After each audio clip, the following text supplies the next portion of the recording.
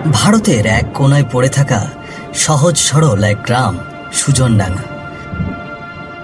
এখানকার মানুষ মিলেমিশে থাকে, কিন্তু এখানকার একটাই সমস্যা, কিছু গরিব পরিবারে এখনো কোনো স্থায়ী শৌচালয়ের ব্যবস্থা করতে পারেনি। এদের জন্য আজও ভরসা সেই পাশের জঙ্গল। এখানে দিনের বেলায় কেউ বদনা হাতে বের হয় না লজ্জার সংকোচে, তাই সন্ধ্যা নামার পরেই অনেককে দেখা যায় বদনা হাতে পা টিপে টিপে হাঁটছে জঙ্গলের দিকে।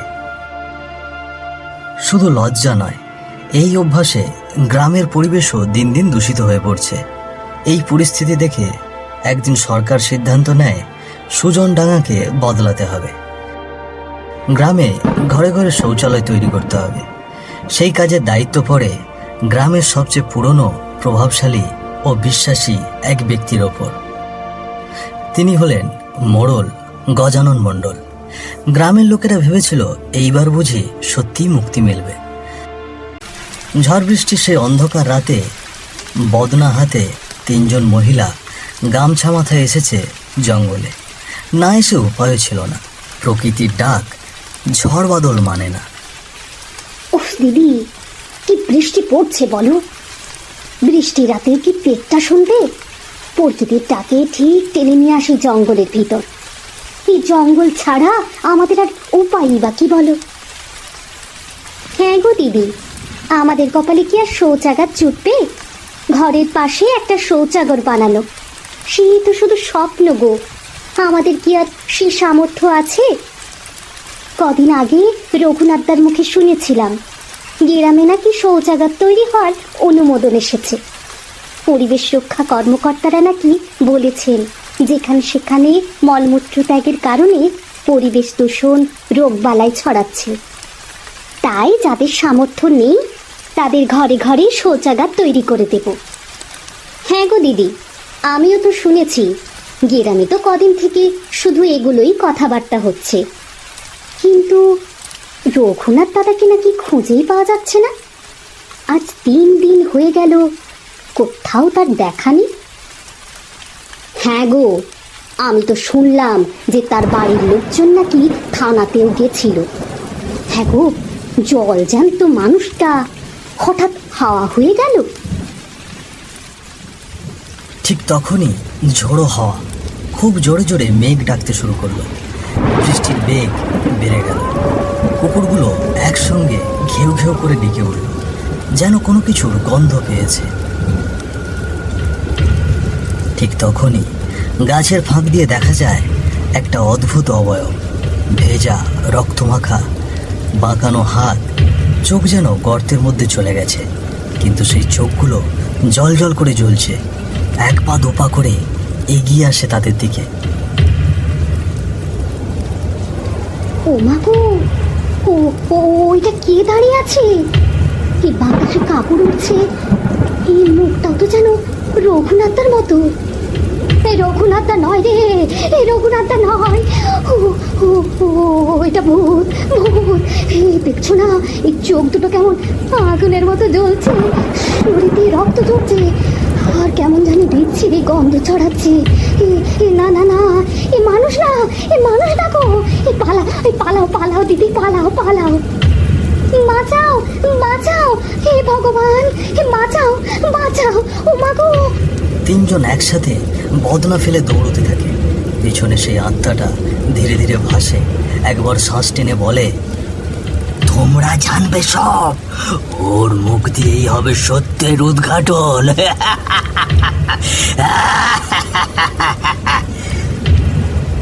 সেই রাতে অবয়বটি দেখে জয়া, পিয়ালি আর ফুলি।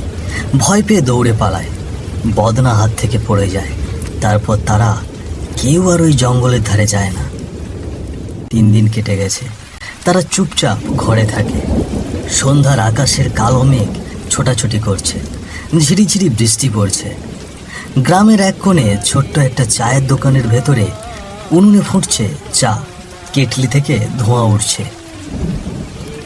দোকানের সামনে বাঁশের বেঞ্চে কয়েকজন বসে গল্প গুজব করছে, কেউ চা খাচ্ছে। ঠিক তখনই ছাতা মাথায় দোকানের দিকে এগিয়ে আসে গ্রামের মোড়ল গজানন মণ্ডল। মাথা নিচু, ধীর পায়ে হেঁটে এসে ছাতাটা নামিয়ে তিনি বেঞ্চের একপাশে বসে পড়েন। ছাতাটা পাশে ঠেস দিয়ে রাখে। চারপাশের লোকজন তার দিকে তাকায়। ওরে জগা, দেড়ে এক কাপ গরম গরম আদা চা। জগা চায়ের কাপ মণ্ডল মশাইয়ের দিকে এগিয়ে দিয়ে বলে, কি গো মোড়ল মশাই, আজ দুদিন আপারে দোকানে দেখি না যে। আপনি তো দোকানে না আসার লোক নয়, তার শরীর খারাপ করেছিল নাকি? আরে জগা না, শরীর টরীর খারাপ কিছু হয়নি, এই গ্রামের কাজের জন্যই দৌড়াদৌড়ি করছি। দুদিন খুব ব্যস্ত ছিলাম, সেই কারণেই তোর দোকানে চা খেতে আসতে পারিনি। তুই তো জানিস দিনের মধ্যে তোর দোকানে একবার চা না খেলে আমার চলে না, এই ব্যস্ততার কারণেই আসতে পারিনি আর কি।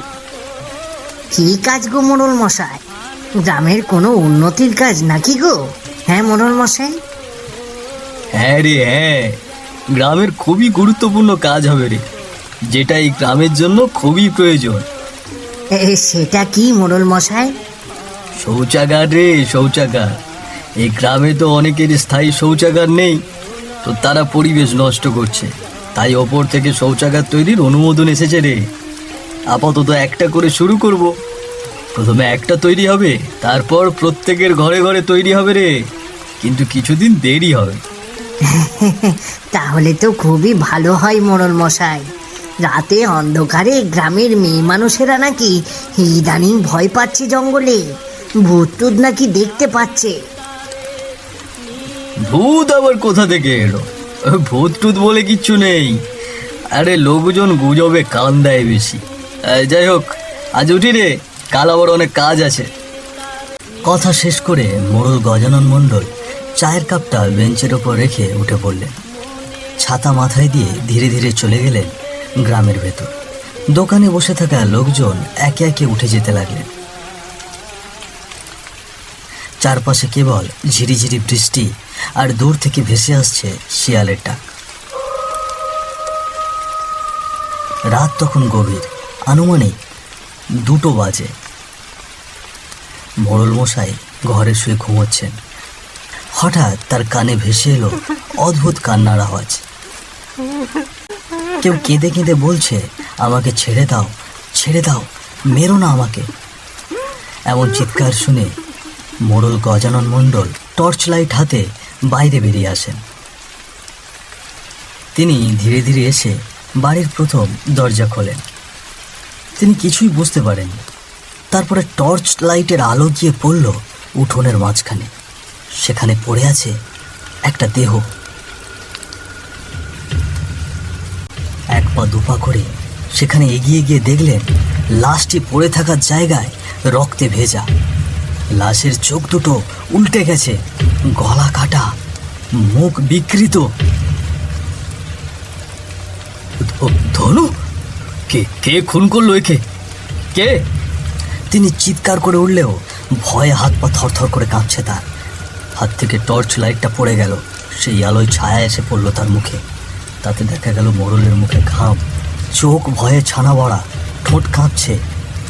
তিনি কাঁপা কাঁপা গলায় চিৎকার করে উঠলেন, কার এত বড় সাহস আমার বাড়িতে ঢুকে? সবাই গেল কোথায়? এইদিকে আয় সবাই। মোড়লের চিৎকার শুনে দুজন লাঠিয়াল ছুটে আসে, লাঠি আর লণ্ঠন হাতে। মোড়ল তার আঙুল তুলে তাদেরকে দেখিয়ে দেয়, এই দেখ, উঠোনে ধনুর লাশ পড়ে আছে। দেখ কে এসেছে বাড়ির ভেতরে, কার এত বড় সাহস হলো? চতুর্দিকে খুঁজে দেখ, পালিয়ে যেন যেতে না পারে। তারা চারিদিকে লণ্ঠন ঘুরিয়ে এদিক ওদিক দেখে, কিন্তু কোথাও কিছু দেখতে পেল না, শুধু চারিপাশে শ্বাসরুদ্ধ নীরবতা। তারা ফিরে এসে মোড়লকে জানায় তার বাড়ির আশেপাশে কেউ নেই। কেউ যে ঢুকেছিল সেরকম কারো পায়ের ছাপও নেই। মোড়ল শুনে একটু অবাক হলেন। মোড়ল তার লাঠিয়াল দুজনকে বলে দিলেন, তোরা দুজন গ্রামের লোকজনকে জানিয়ে দে, আগামীকাল সন্ধ্যায় সভা ডাকা হয়েছে। গ্রামের কার এত বড় সাহস আমার বাড়িতে ঢুকে আমার লোককে খুন করে? কালকে সভাতেই কথা হবে। পরদিন সন্ধ্যায় মোড়লের বাড়ির উঠানে, সেখানে গ্রামের বৃদ্ধ, তরুণ, কিশোর, নারী সবাই এসে দাঁড়ায়। মণ্ডল চেয়ারে বসে খুব গম্ভীরভাবে বলে উঠলেন, এই গ্রামে কার এত বড় সাহস আমার বাড়িতে ঢুকে আমার লোককে খুন করে? যারাই করুক আমি ছাড়বো না। আজ এখানে আপনাদের সবাইকে ডেকে নিয়ে আসার কারণ আপনাদেরকে সাবধান করা। ধনু কি অপরাধ করেছিল যার জন্য তাকে খুন করা হয়েছে? সে যদি এখানে থাকে তাহলে আমার সামনে এসো। এটা আমাদের গ্রামেরই কেউ করেছে, বাইরের লোকজন এসে খুন করে পালিয়ে যাওয়ার মতো সাহস নেই। তখন গ্রাম থেকে আসা লোকজনের মধ্য থেকে এক বৃদ্ধ লোক বলে উঠলেন, মোড়ল মশাই, এই গ্রামের মাটি শান্ত ছিল চিরকাল, কারো এমন সাহস হলো কি করে? হ্যাঁ, আর ধনু ওকে কেনই বা কেউ মারবে? আমি এখনো বুঝতে পারছি না কে এই কাজ করেছে, কার এত বড় সাহস হলো। কাজটা যেই করে থাকুক আমি জানতে পারলে তাকে ছেড়ে কথা বলবো না। আমি তদন্ত চালাতে থাকবো, কে খুন করেছে সেটা জানতে পারলে আমি তাকে জ্যান্ত পিটিয়ে মাটিতে চাপা দেব। এই কথা আজ আমি এখানে বলে গেলাম।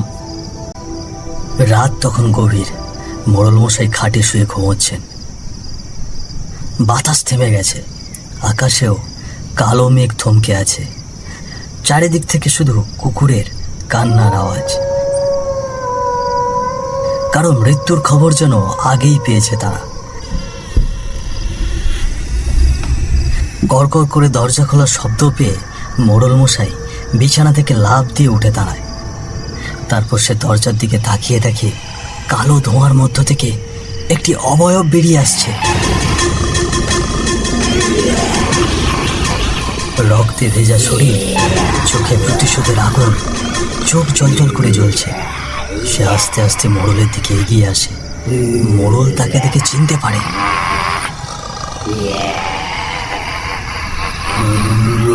রঘুনাথ, তুই তুই এখানে কিভাবে এলি? তোকে তো আমি... তাহলে আমায় চিনতে পেরেছিস? সেই জঙ্গলে মাটির নিচে আমায় কিভাবে পুঁতে রেখেছিলি, আর তোর চালাকে আমি খুন করেছি। আজ তোর পালা।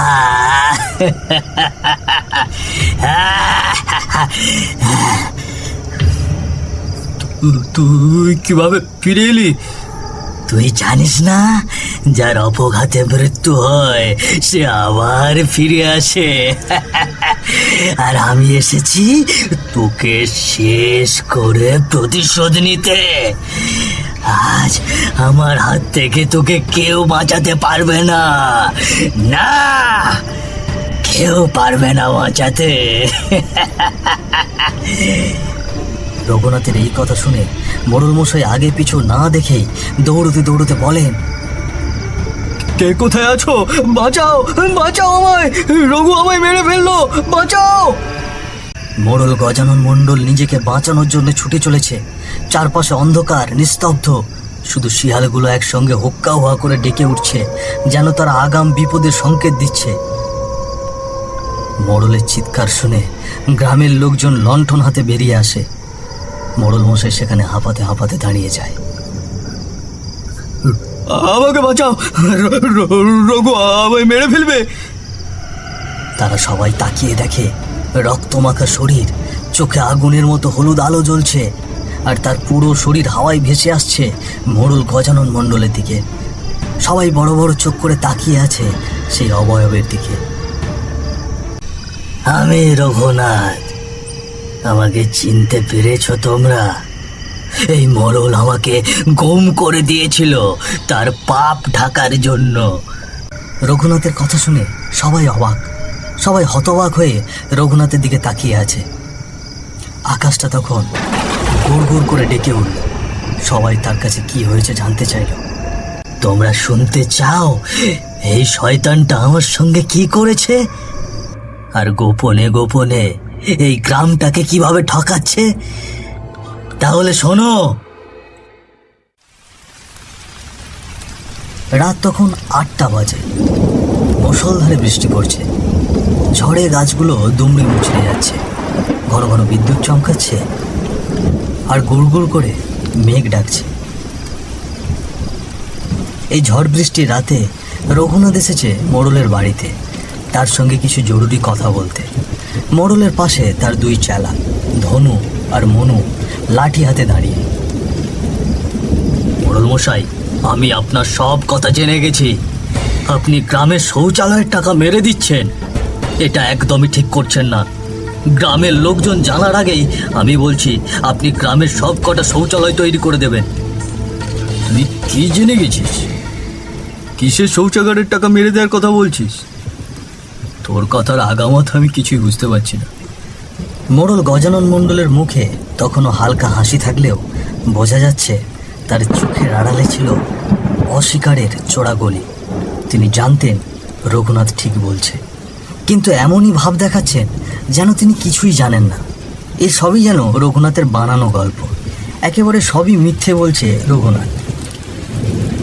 আপনি যতই অস্বীকার করে যেতে চান, কিন্তু আমার কাছে কিছুতেই অস্বীকার করতে পারবেন না। আমি সব জানি। আমি কিন্তু গ্রামবাসীকে সব কিছু জানিয়ে দেব।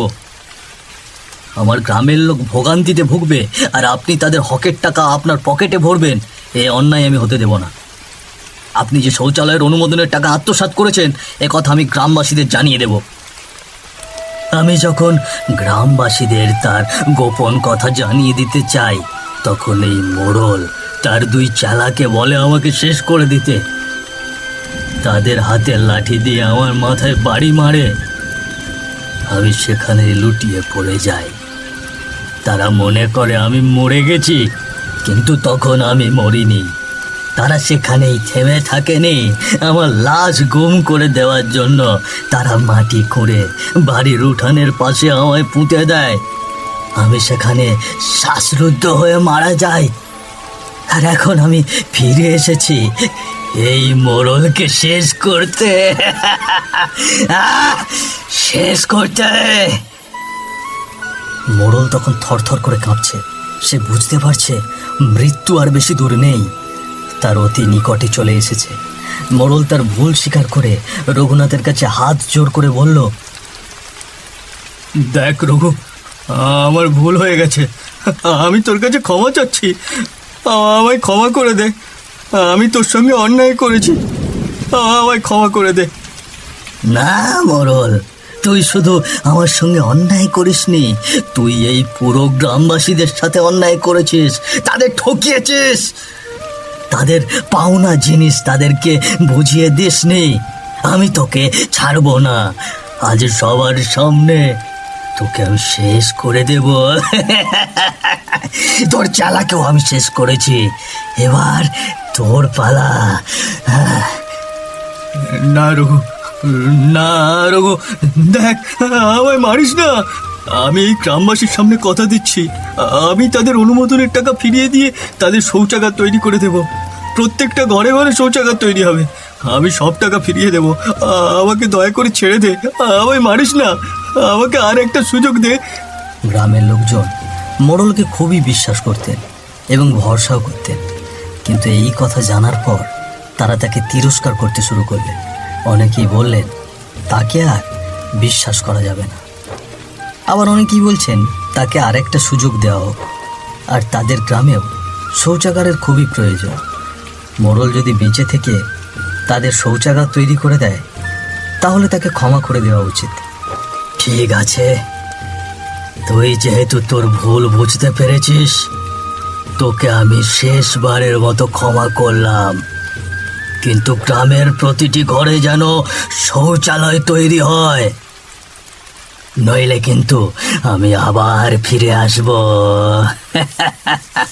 হ্যাঁ, মনে রাখিস। এই কথা বলেই রঘুনাথের ভূত হাওয়ায় আস্তে আস্তে মিলিয়ে যায়। সেই রাতে রঘুনাথের আত্মা প্রতিশোধ নেননি, তিনি বিচার করেছেন। মোড়লের অন্যায়ের পর্দা সবার সামনে ফাঁস হলেও শেষমেশ তিনি তাকে আরেকটা সুযোগ দিলেন, শুধরে নেওয়ার, ভালো কিছু করে যাওয়ার। অনেকেই বলে প্রতিশোধে শান্তি মেলে, কিন্তু রঘুনাথ দেখিয়ে দিয়ে গেল ক্ষমাই পারে একটি মুহূর্তে মানুষকে বদলে দিতে। সেদিনের পর থেকে গ্রামে আর কেউ জঙ্গলের দিকে বদনা হাতে হাঁটেনি। ঘরে ঘরে তৈরি হয়েছে শৌচাগার, আর সুজনডাঙ্গা নামের সেই ছোট্ট গ্রামটি পেয়েছে এক নতুন জীবন।